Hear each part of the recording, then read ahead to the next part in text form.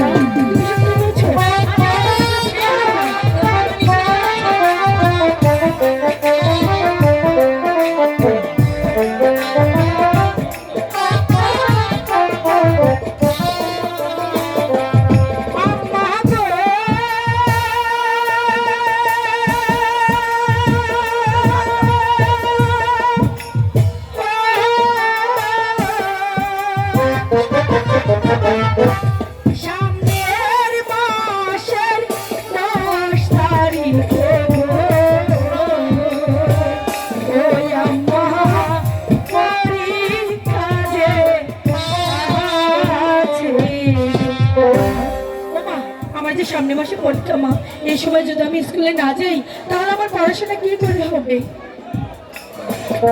আমি তো বলছি তোর বাবা স্কুলে যেতে নিষেধ করেছে, আমি কিছু বলতে পারবো না। ঠিক আছে মা, ঠিক আছে মা, তুই ঘরে চল, আমি তোকে টাকা দেবো, কিন্তু খুব সাবধান, তোর বাবা যেন জানতে না পারে।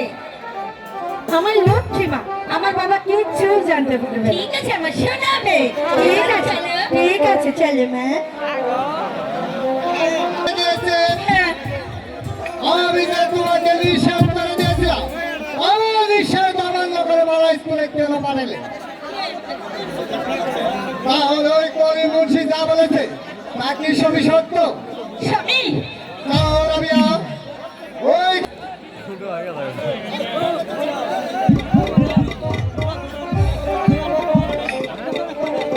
স্বামী, তো এই চাবুক দিয়ে কি করবে স্বামী?